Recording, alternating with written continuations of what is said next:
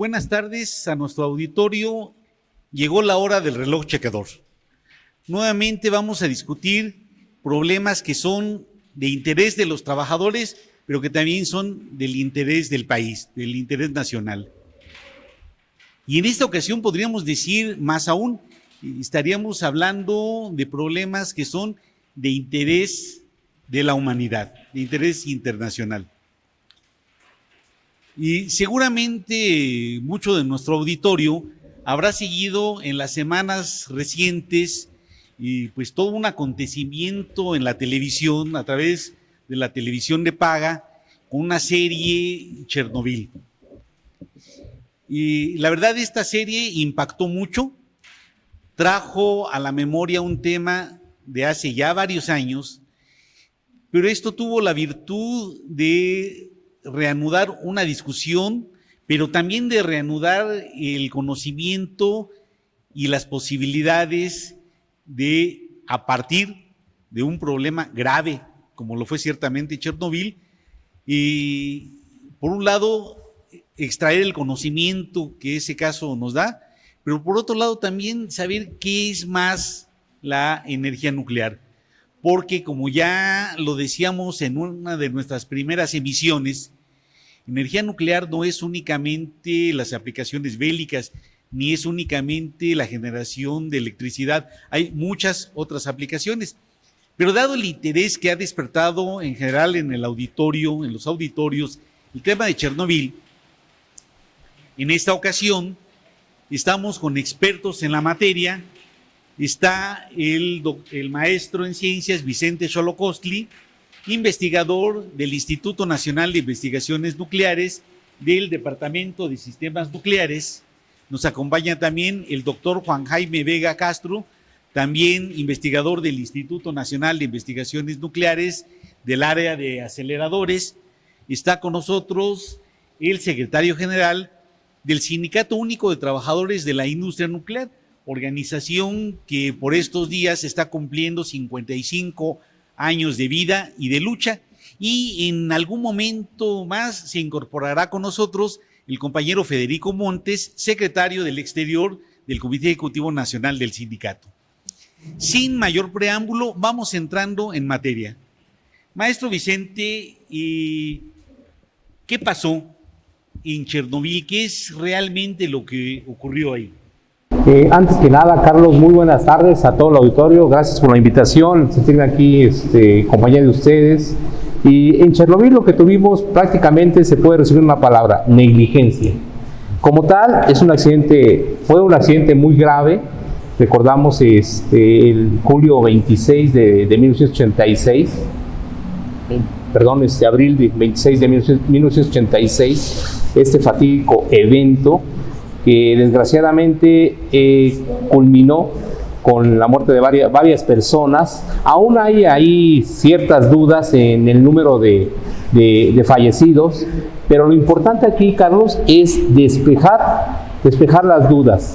El tipo de reactor que se tenía ahí en Chernóbil es un reactor sui generis, es decir, es un reactor que, por hablar de aquellos tiempos, recordemos que era la época de la Guerra Fría, entonces teníamos dos bloques, el bloque capitalista, el bloque socialista por otro lado, y este diseño en particular de reactor, si hoy en día se tratase de construir, no pasaría las regulaciones. ¿Por qué?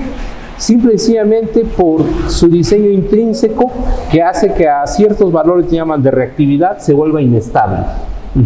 En este caso, el diseño está planteado, digamos, para tener un coeficiente de reactividad positivo, mientras que los reactores occidentales, y permíteme aquí introducir el caso de nuestro reactor de Laguna Verde, los reactores que tenemos aquí en México, son reactores que tienen el coeficiente de reactividad negativo por diseño. En este caso, digamos, no sé si tuvieras una pregunta en concreto, porque hablar de Chernobyl es hablar de varios detalles. Te comentaba la negligencia, ¿por qué? Porque tiene que ver con la seguridad al operar. Cualquier reactor en el mundo se opera hasta ciertos límites, que se llaman límites de operación, e incluso hay los límites de seguridad, y en el caso de Chernobyl, esos límites se pasaron por alto. se hizo un experimento y por lo cual la serie lo marca muy, muy claro que conllevó a consecuencias catastróficas. Vicente, seguramente hay muchas personas que identifican Chernobyl con Hiroshima y Nagasaki. Y en el ideario popular puede pensarse que es lo mismo, pero seguramente pues son eventos muy diferentes. ¿Qué podríamos decirle al público? Precisamente, como decía un ingeniero por ahí, la energía nuclear nació maldita, precisamente nació con fines bélicos, lo que acabas de mencionar, las bombas atómicas arrojadas en la ciudad de Hiroshima, en la ciudad de Nagasaki, y aquí hay que puntualizar algo. Un reactor nuclear y una bomba atómica son cosas muy, muy diferentes. Primero que nada, un reactor nuclear es para aplicaciones pacíficas de la energía nuclear, mientras que la bomba atómica es con fines bélicos. Ahora, en un reactor nuclear, las cantidades de material enriquecido o material nuclear es en cantidades del 3 al 5%. Mientras que para que una bomba atómica sea efectiva, las concentraciones de enriquecimiento de uranio deben ir arriba del 90%. Por lo tanto, un reactor nuclear jamás va a explotar como una bomba atómica. Lo que vimos en Chernobyl fue primero, la explosión que se dio fue por el exceso de presión del vapor que se concentró. Y después, sucesivamente, el incendio de los bloques de grafito que componen el moderador del reactor, y en este caso fueron ahí, junto con material enriquecido, lo que salió dispersado por los aires al darse la explosión. Bien, entonces esto seguramente podrá tranquilizar al público, sabiendo que en Laguna Verde, en Francia, en Japón, en todos los lugares, en todos los países donde hay centrales nucleares, no puede ocurrir, y esto por el propio diseño, por la propia concepción de los reactores nucleares, no puede ocurrir una explosión similar a la que hubo en Hiroshima y Nagasaki. ¿Es así? Sí, quisiera agregar algo más. En ese sentido, otra cuestión, digamos, con respecto a lo de la explosión, si vemos en la serie o lo podemos ver por documentales, los materiales salen dispersos. Estos reactores carecían de algo que se conoce como contenedor primario, que es la primera barrera, digamos, que se tiene de concreto y hormigón, que evita que los materiales puedan salir dispersos. Bueno, este tipo de reactores carecían de ese famoso contenedor primario. Luego entonces, por ejemplo, en nuestro caso de los reactores occidentales, por nombrar, digamos, mencionaste Japón, Laguna Verde, Francia, España incluso, los reactores de ahora que se licencian, si tú no les pones un contenedor primario, ese reactor no puede ser construido.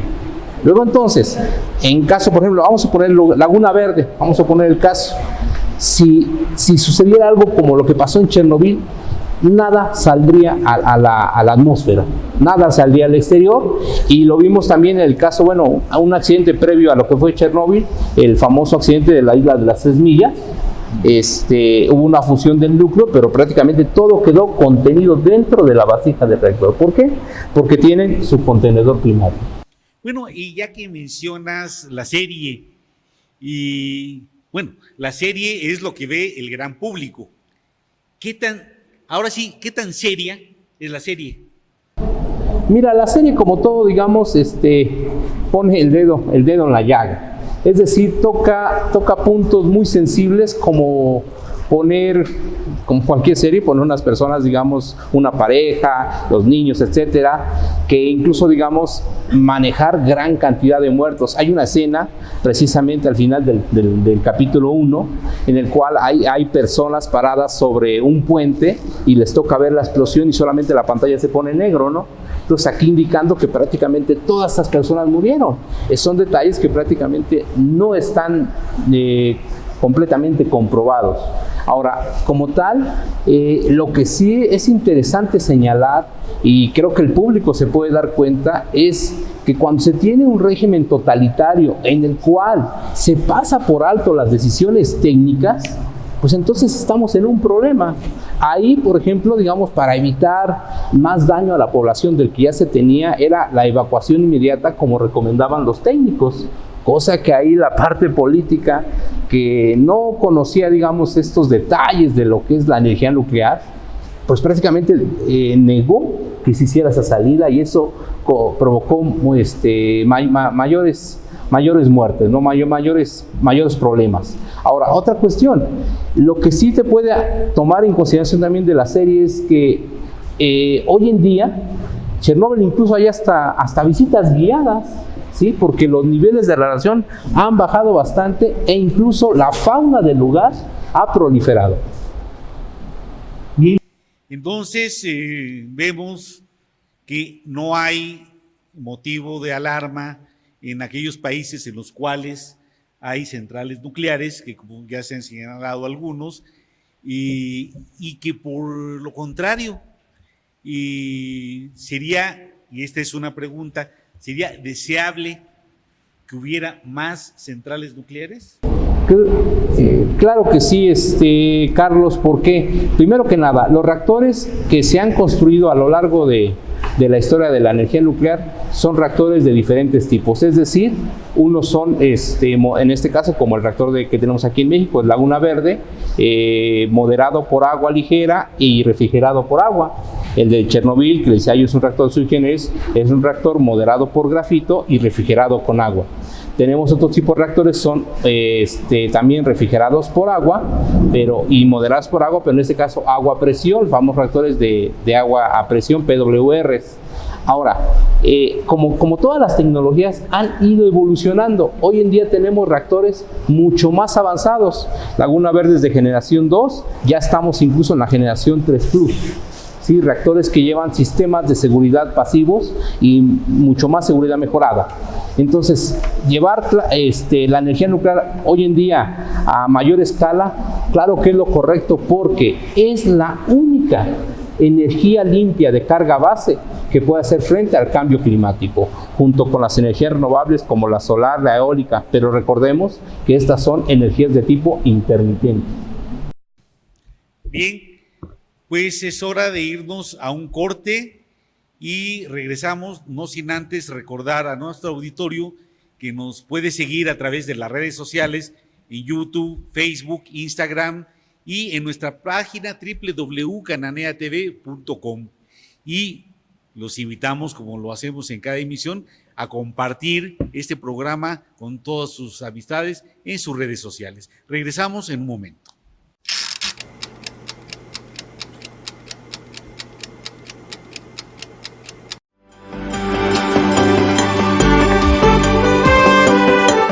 Por décadas, las demandas e injusticias de millones de mexicanos fueron acalladas por medios de comunicación al servicio de gobiernos neoliberales. Las redes sociales abren un espacio para construir un nuevo modelo informativo que visibilice y dé voz a aquellos sectores que esperan un verdadero cambio en las políticas públicas. Por ello, nace Cananea TV, un espacio de expresión para los trabajadores, indígenas, campesinos y los grupos sociales que aspiran a un mejor país y a un nivel más justo de vida. Soy Carla Valderas. Soy Adriana Nieto y los esperamos a seguir nuestra programación a través de nuestras redes sociales. Y recuerden que en Cananea TV, la lucha sigue.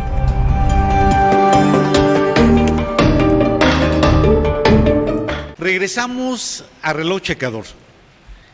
Ya el maestro Vicente nos ha aclarado con su conocimiento, con su experiencia, qué es lo que realmente pasó en Chernobyl y por qué no debe haber motivo de preocupación para aquellos que vivimos en países donde hay centrales nucleares y que por lo contrario debería haber más aplicaciones de la energía nuclear.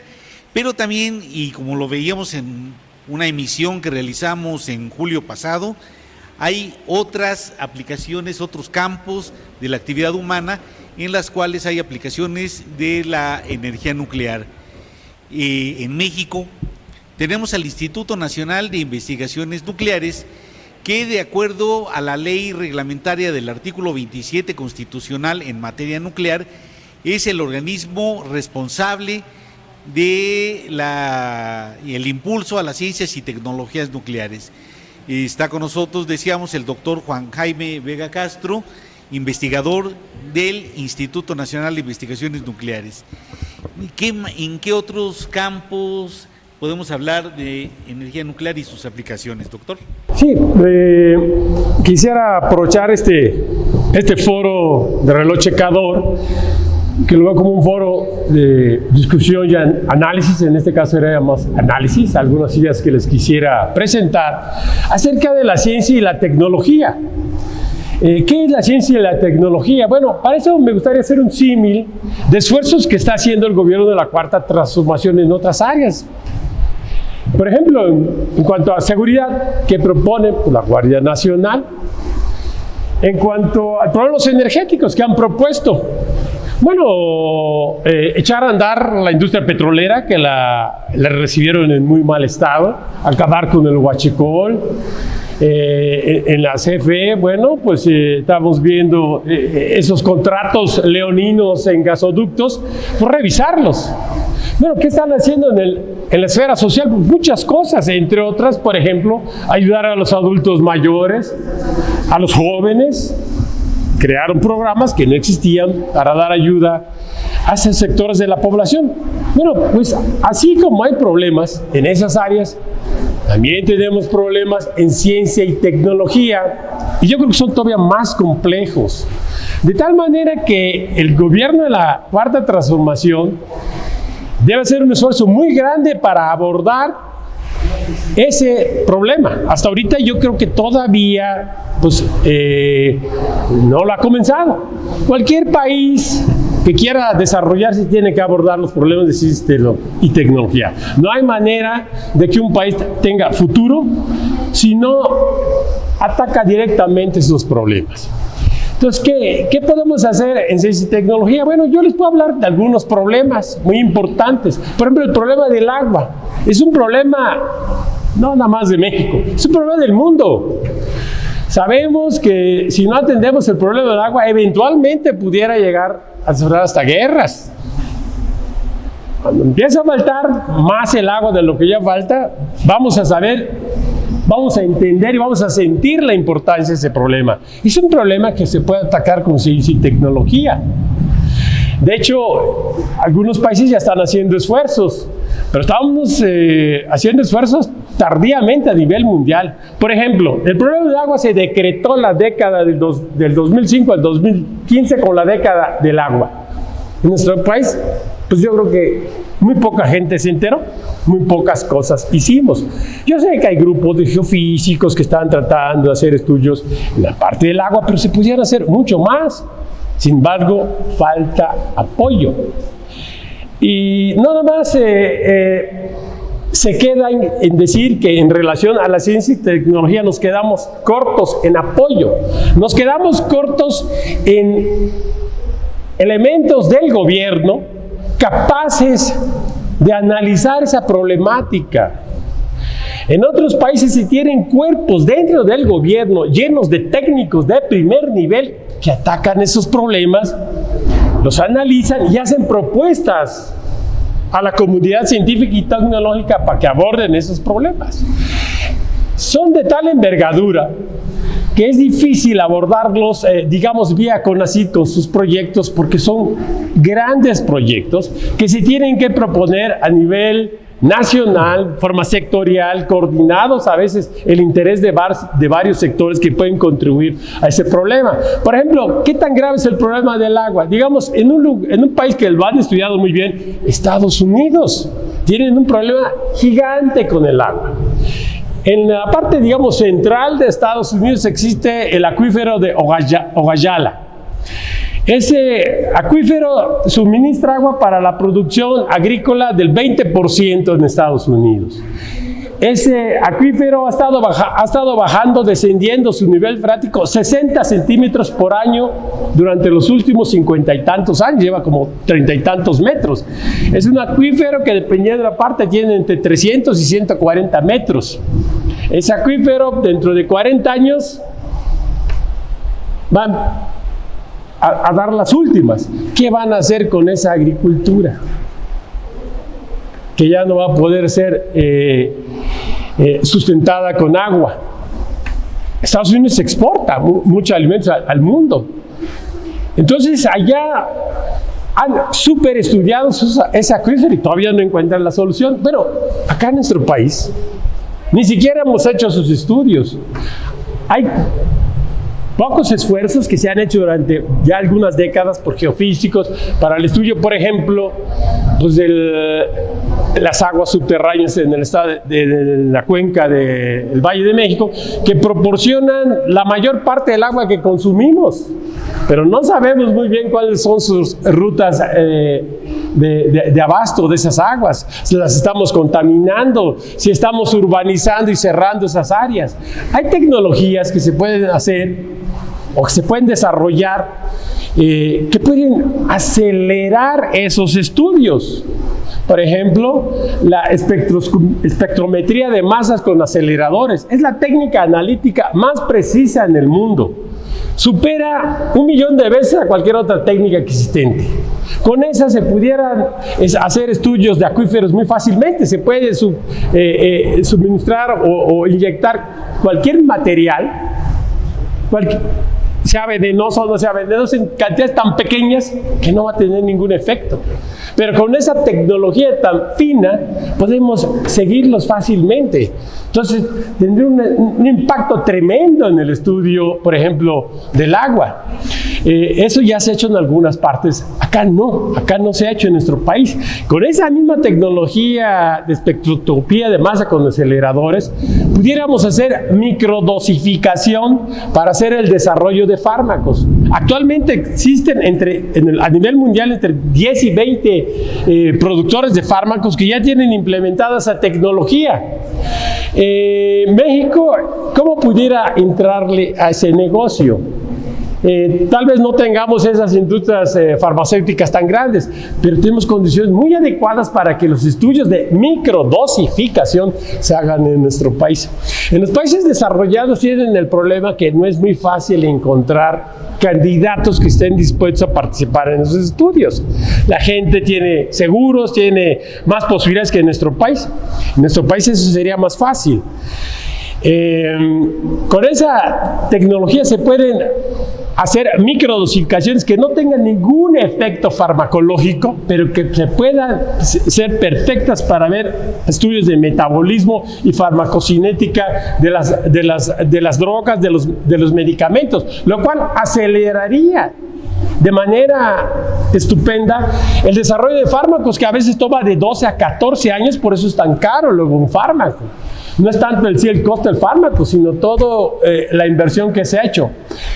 Bueno, eso se puede hacer en el ININ, pero hacen falta foros adecuados para que esos proyectos, esos grandes proyectos, tengan viabilidad para ser apoyados. Los mecanismos que existen en el instituto no dan para eso. A nivel sectorial falta capacidad para hacer estudios de esa naturaleza y apoyar a las instituciones de investigación. A lo que voy es que en el gobierno tenemos que crear esas estructuras capaces de hacer y tomar esas decisiones. Por ejemplo, en Estados Unidos, ¿quién las hace? Hay varias instituciones del gobierno llenos de expertos. El Departamento de Energía, que es una de las instituciones que más dinero maneja para apoyar la ciencia y tecnología, está lleno de investigadores de primera línea que se han ido a hacer esos trabajos burocráticos de ciencia y tecnología de gran relevancia. Por eso pueden tomar las decisiones. También está el Instituto Nacional de la Salud en Estados Unidos, que cuenta con fondos muy grandes. Bueno, aquí esas no existen. Bueno, no podemos competir y crearlos así, pero tenemos que ir en esa dirección, y el gobierno de la Cuarta Transformación no es muy claro, pero también tiene que empezar a hacer ese tipo de estudios y desarrollo de estrategias para que la ciencia y la tecnología, un problema mucho más complejo que todos los otros que se han abordado, pueda tener realmente manera de salir adelante. Así yo les pudiera seguir platicando de otros grandes proyectos que pudiéramos hacer en el Instituto de Investigaciones Nucleares y otros que se pueden hacer fuera del instituto, pero que se requiere de la contraparte que sea capaz de dialogar con el investigador. Esos no van a ser proyectos que los proponga un investigador o 2 o 3, no. Tienen que ser proyectos de interés nacional que estén consensados y que por un lado obedezcan a esos intereses nacionales y que por otro lado recojan la capacidad de los tecnólogos y los científicos de la nación. No sé cómo andamos de tiempo, pero yo puedo seguir echándome más rollo. Sí, seguramente, seguramente muchos integrantes del Sindicato Único de Trabajadores de la Industria Nuclear pueden echarse rollo largo y tendido. Sin embargo, bueno, ya tenemos un panorama de lo que ocurrió en Chernobyl, un panorama general de la importancia de la ciencia y la tecnología, y me parece que estaría muy bien que tratáramos de aterrizar un poquito, que nuestro auditorio pudiera saber si tenemos un Instituto Nacional de Investigaciones Nucleares, y no solo qué se puede hacer, sino qué se está haciendo ya en ese Instituto Nacional de Investigaciones Nucleares, lo cual abordaríamos en nuestro siguiente segmento, no sin antes invitar a nuestro auditorio a seguirnos a través de las redes sociales, a través de Twitter, a través de YouTube, de Facebook, de Instagram y de nuestra página www.cananeatv.com. Regresamos después de unos interesantes anuncios.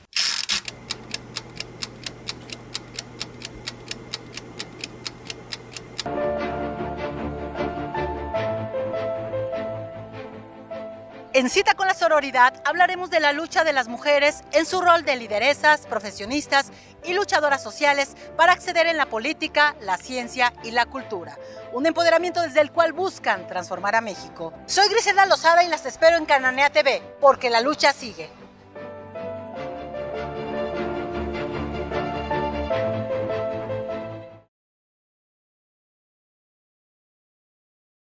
Hola, ¿qué tal? Soy Diana Sánchez Barrios, fundadora de Prodiana AC y parte del proyecto de la ley Chambeando Ando. Les invito a que no se pierdan Cananea TV porque la lucha sigue.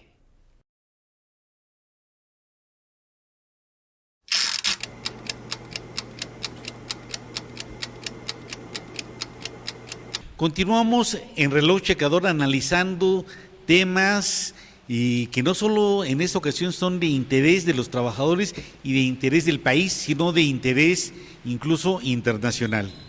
Ya hemos hablado de Chernobyl, ya hemos hablado de la importancia de la investigación científica, y hablemos un poquito de lo que tenemos en una de nuestras instituciones, que es el Instituto Nacional de Investigaciones Nucleares, donde, como hemos dicho, se impulsan aplicaciones de la energía nuclear que no tienen que ver de ninguna manera con temas bélicos y que no únicamente tienen que ver con asuntos de energía, sino hay aspectos que tienen que ver con la salud.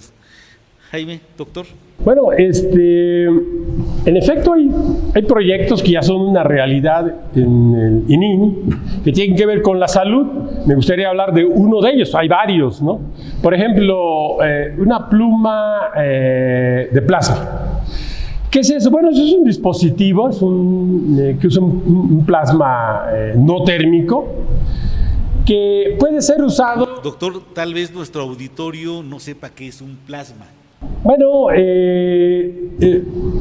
digamos, unos consideran al plasma como un cuarto estado de la materia, en donde los átomos, suministrando en un medio una temperatura adecuada, muy alta, se pueden desprender de sus electrones y constituir, pues, digamos, un plasma de electrones, ¿no? Hay diferentes maneras de lograrlo, pero ese sería esencialmente un plasma que va a tener sus propias características, y desde el punto de vista de la física, pues tiene fenómenos muy interesantes que se pueden estudiar y que al fin y al cabo, quizás en un futuro, en los tokamaks, vayan a ser el futuro energético del mundo. Pero en el campo de la medicina, usando plasmas fríos, se pueden desarrollar estos dispositivos que casi parecieran mágicos. Se puede usar esta pluma de plasma en cirugías o en el tratamiento de enfermedades como el pie diabético. No sé si alguien ha visto un pie diabético, es un pie inflamado, ¿verdad? En la planta del pie puede uno tener una llaga que cubra la mitad de la planta del pie y que no cierra. Se infecta fácilmente. Hasta eso el paciente pierde sensibilidad, entonces no sufre tanto, ¿no? Pero con esta pluma de plasma se han tratado y digamos en un periodo de 2 meses cierran esa herida. También se usa en cirugía, se va aplicando y en algunos casos se han tratado casos con cáncer, y que en un periodo de, digamos, ya casi un año, se ha analizado a esos pacientes, después de que se le removió el tumor que resultó benigno, pero ya tenía metástasis malignas, el cáncer no ha aparecido. Y además ayuda a la cicatrización, cierran la herida de una cirugía en 4 minutos. 4 minutos tenía el paciente una cortada aquí de este tamaño, lo cierran y quedó cicatrizado. 4 minutos de que le aplican el plasma. Parece magia, ¿no? Están haciendo convenios para ver si lo apliquen también en placentas para mujeres, ¿no? Y en otras áreas se ha aplicado también la cuestión en cáncer de tratamiento en boca y en otros campos. Ahí el problema de los trámites en COFEPRIS y la aceptación en los hospitales, se ha hecho convenios con algunos de ellos, protocolos para aplicarlos, y bueno, eso toma tiempo, pero ya es una realidad esos desarrollos en este campo y en otros. Entonces, esto ya se puede hacer o ya se está haciendo, por investigadores del ININ. Ha participado en 100 cirugías el compañero responsable. En 100 cirugías. Bueno, pues esta es una muestra de que la investigación científica no es algo como a lo mejor alguna parte del auditorio pudiera pensar, cosa de algunos individuos alejados de la realidad, sino que es algo que tiene aplicación en el mundo real, en el mundo de hoy, con seres humanos de carne y hueso, y que además ayuda a que la carne y el hueso estén mejor. ¿Sí? Bueno, y esto es una información excelente, y que seguramente es algo que habrá de rendir más frutos, algo sobre lo cual habrá que profundizar. Seguramente habrá algunos problemas que se deban enfrentar en esto, que un poquito más adelante vamos a abordar desde la perspectiva sindical. Y que temas de energía que manifestábamos en un segmento anterior, ¿qué más podríamos abundar, maestro? Mire, aquí hay una cuestión muy importante que analizar, y es la cuestión que todos nos estamos yendo hoy en día por la cuestión de las energías renovables, ¿no? Hablando en específico de energía solar, energía eólica, y veamos un ejemplo muy puntual.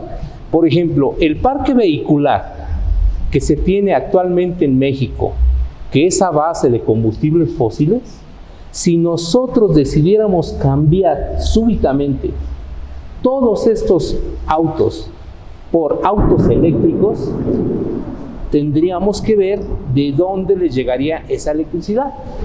Con el parque de generación que tenemos actualmente, basado en más del 50% de plantas de ciclo combinado y otros carboeléctricas, termoeléctricas, la aportación de la nuclear y las restantes, nos iríamos al doble de los gases de efecto invernadero que nosotros emitiríamos a la atmósfera. O sea, estaríamos contaminando más que como estamos actualmente.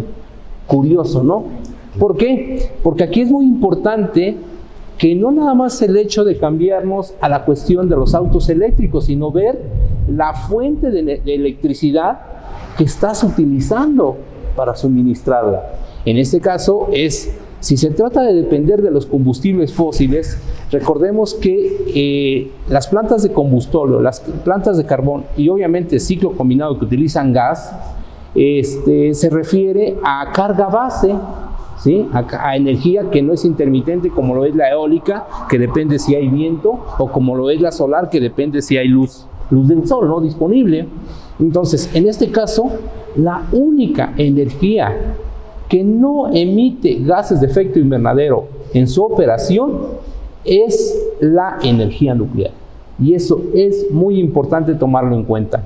Nosotros en el instituto hemos hecho trabajos de análisis tanto de reactores nucleares como en el proyecto que estamos actualmente de diseño de una plataforma de análisis de reactores nucleares con códigos propios de lo que es el proyecto Aztlán. Ahora ya algunos de los televidentes hayan oído hablar de este proyecto ahí en el instituto, en el cual tenemos con varios compañeros, incluso, que es un proyecto, digamos, que hace conexión o engloba a las principales instituciones del país, como lo es el Politécnico, la UNAM, la Autónoma Metropolitana, pero que en este caso es liderado por el instituto.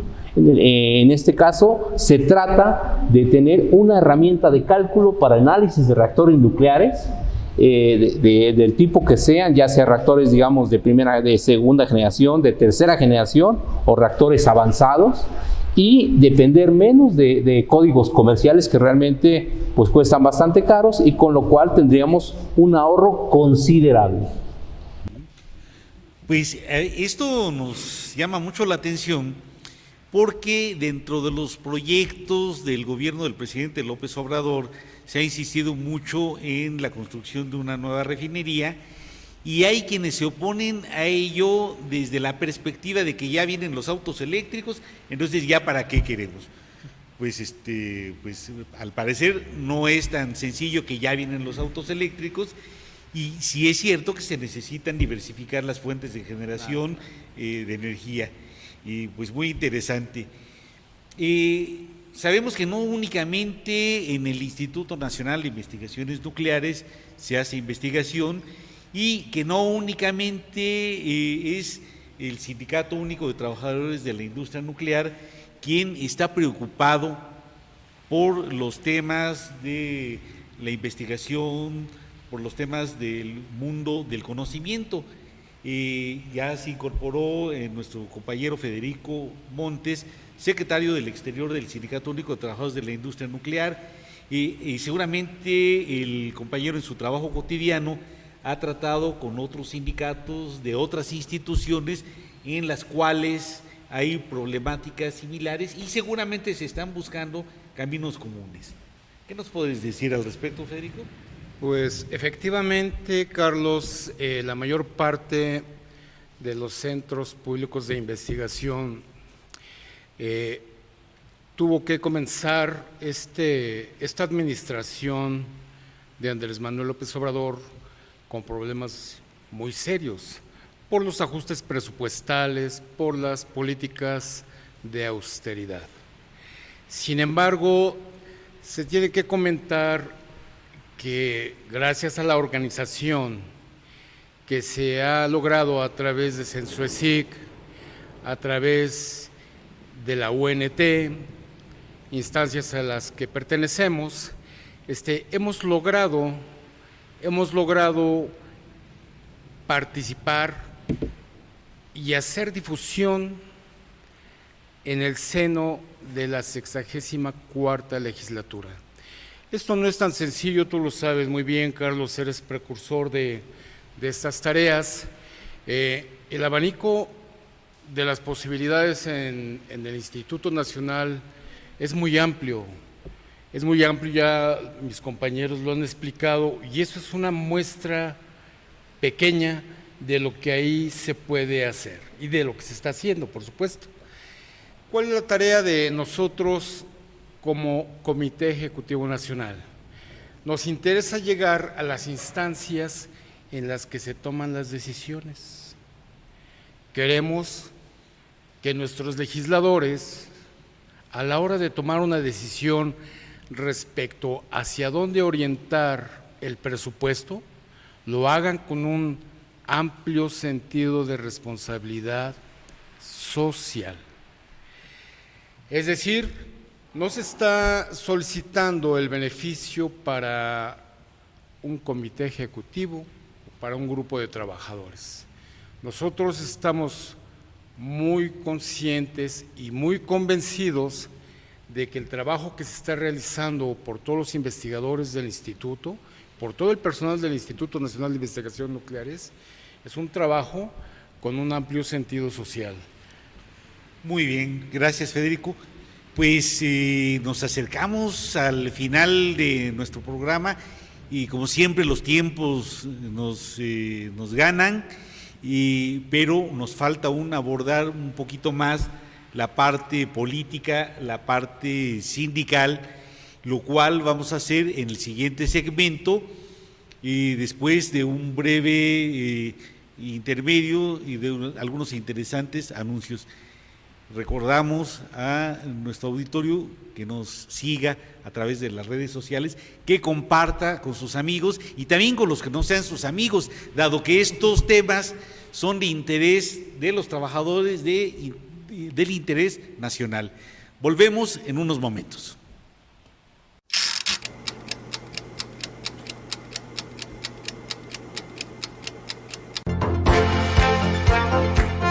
Soy Erika Victoria y en 30 minutos le daré las noticias más relevantes que usted debe de conocer de los movimientos sindicales y sociales del país y del mundo. Acompáñanos en Cananea Noticias porque la lucha sigue.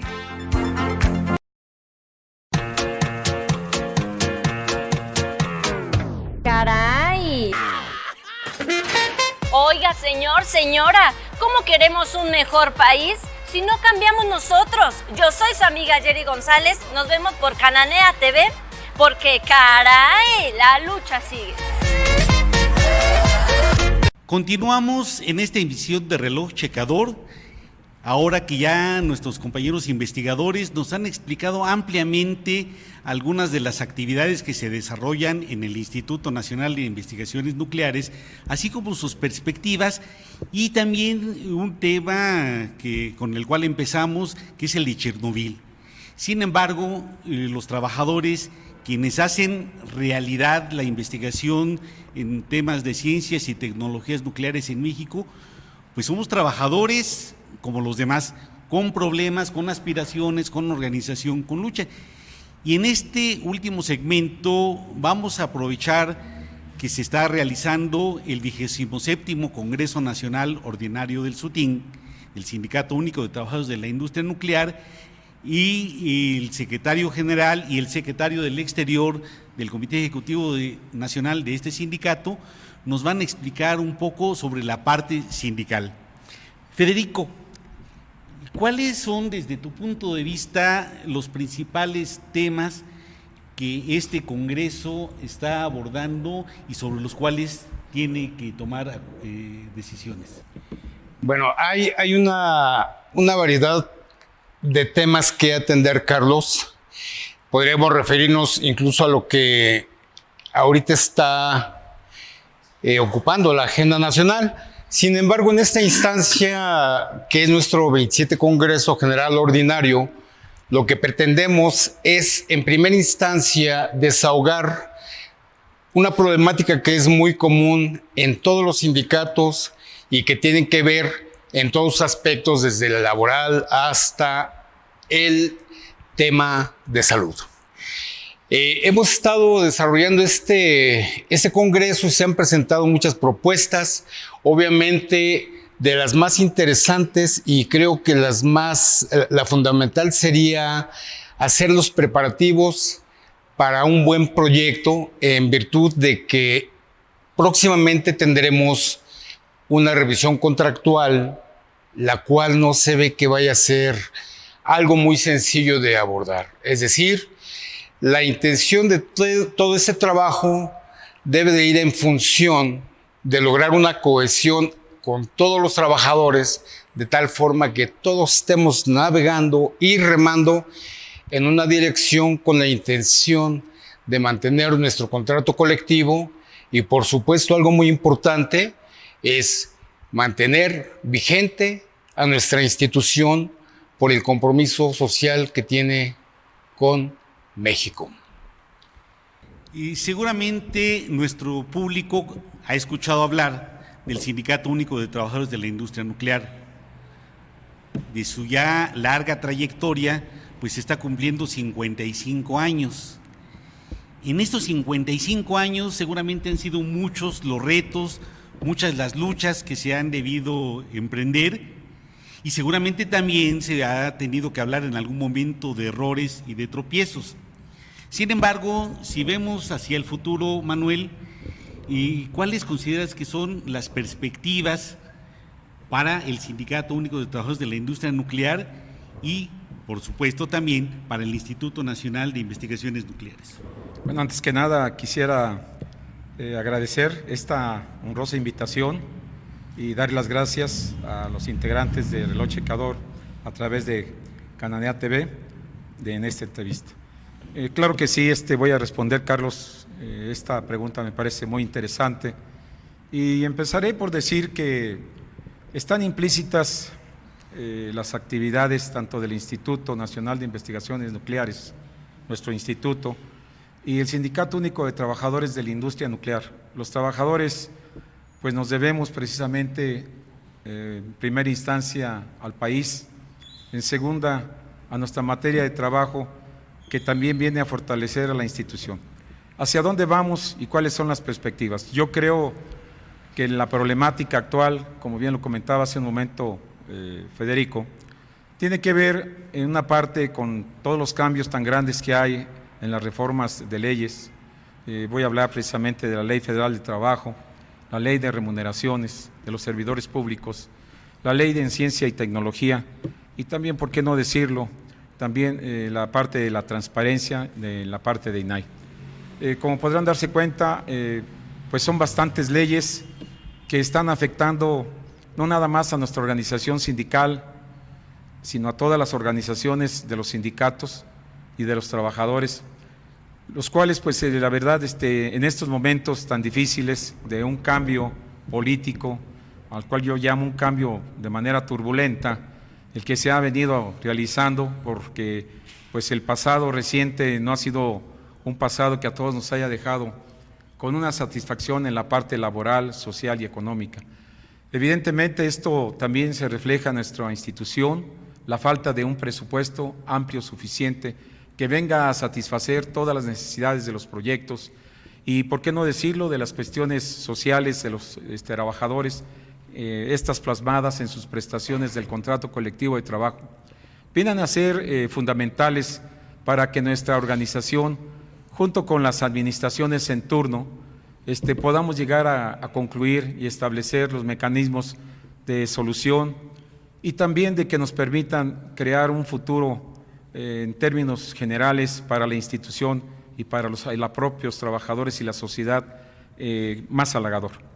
El reto no es fácil, el reto es muy complejo porque precisamente en nuestro 27º Congreso Nacional Ordinario, yo platicaba con los delegados a este Congreso que tenemos que adaptarnos a los nuevos cambios, a esta propuesta de la 4T o la cuarta transformación, que si bien es cierto tiene muchas implicaciones y muchas restricciones desde el punto de vista presupuestal, también es cierto que viene a decirnos a todos que los tiempos han cambiado y que necesariamente nosotros tenemos que cambiar como personas y también como trabajadores. Quisiera platicar de mucho de ello, porque también la propia Ley Federal del Trabajo, a la cual hago mención, pues trae consigo un sinfín de modificaciones y de afectaciones. Una de ellas, fundamentalmente, es la intromisión que se tiene ya por parte de la ley en la autonomía sindical. Este tema es un tema que seguramente se estará tocando con las diferentes organizaciones sindicales y en el caso concreto del SUTIN, el SUTIN ya la está atendiendo para platicarlo con los trabajadores y platicarlo también con nuestras organizaciones fraternas a las cuales tenemos acceso y poder crear un frente común, esa posibilidad que a través de la UNT o Sensuesic o con el FASU o con algunas otras instancias a las cuales pertenecemos, pudiéramos platicar con los diferentes líderes de estas organizaciones y poder concluir para proponer esos cambios. El tema no es sencillo porque la ley ya es de aplicación. Sin embargo, también el tema de la afectación a la autonomía sindical es un tema sumamente delicado que en este momento se está discutiendo y se tendrá que discutir más adelante con los trabajadores nucleares. Por una parte. En el segundo plano, en cuanto a la ley de remuneraciones de los servidores públicos, ha habido recientemente pues un mandato presidencial a través del licenciado Andrés Manuel López Obrador, donde emite un documento de modificación a la ley federal, en el cual en el 28 constitucional pues habla de que en este momento nadie, ningún ciudadano mexicano dejará de pagar sus impuestos, esto sin exención de persona alguna. Evidentemente que conlleva también un análisis, porque esto se refiere precisamente a los grandes consorcios, a los grandes monopolios que han existido y que jamás han pagado un peso, un impuesto al cual todo mundo deberíamos de estar aportando esas cantidades.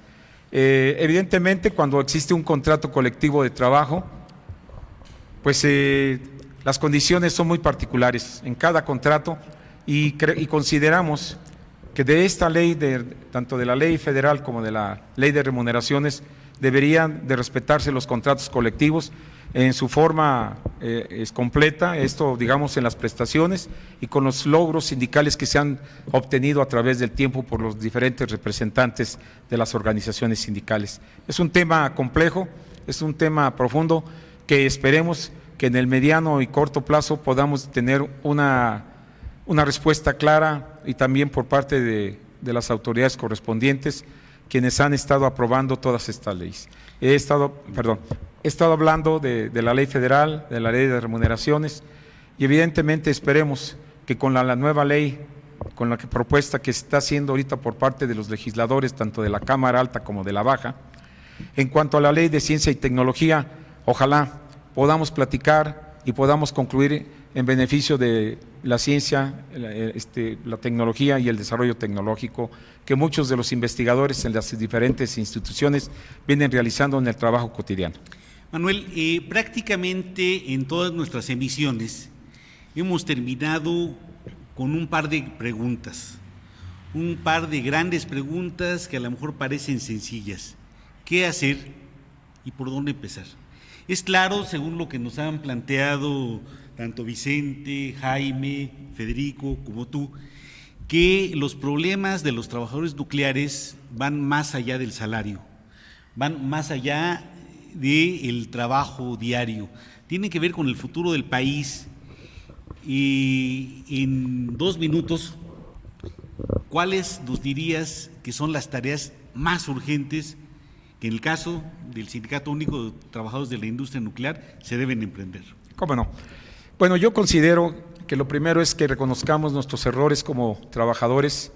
Tenemos vicios, tenemos una serie de problemas por la edad de muchas instituciones y de sindicatos a los cuales el gobierno federal no ha atendido. Yo creo que lo primero que tendríamos que hacer es reconocer cómo está nuestra situación desde el punto de vista laboral, desde el punto de vista sindical, y que tengamos la necesidad de que los representantes sindicales tengamos que socializar con todos nuestros representados para así poder tener muy claro cuáles son las propuestas y los objetivos a perseguir por parte de las representaciones sindicales. Una vez que se tenga ello, tendremos que también platicar con nuestras organizaciones a las cuales pertenecemos, como ya decía hace un momento, con la ONT, con Censuesic y algunas otras a las cuales nosotros formamos parte de estas organizaciones, y llevar a cabo una serie de planteamientos que vengan a mejorar las condiciones de los trabajadores.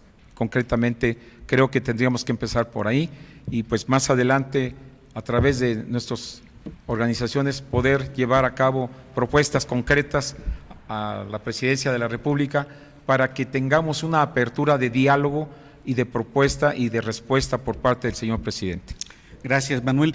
Bueno, probablemente algunos de nuestro auditorio, de las organizaciones que mencionaba Manuel, no las conozcan. Se trata de la Unión Nacional de Trabajadores y de la Coordinadora Nacional de Sindicatos Universitarios de Educación Superior, Investigación y Cultura.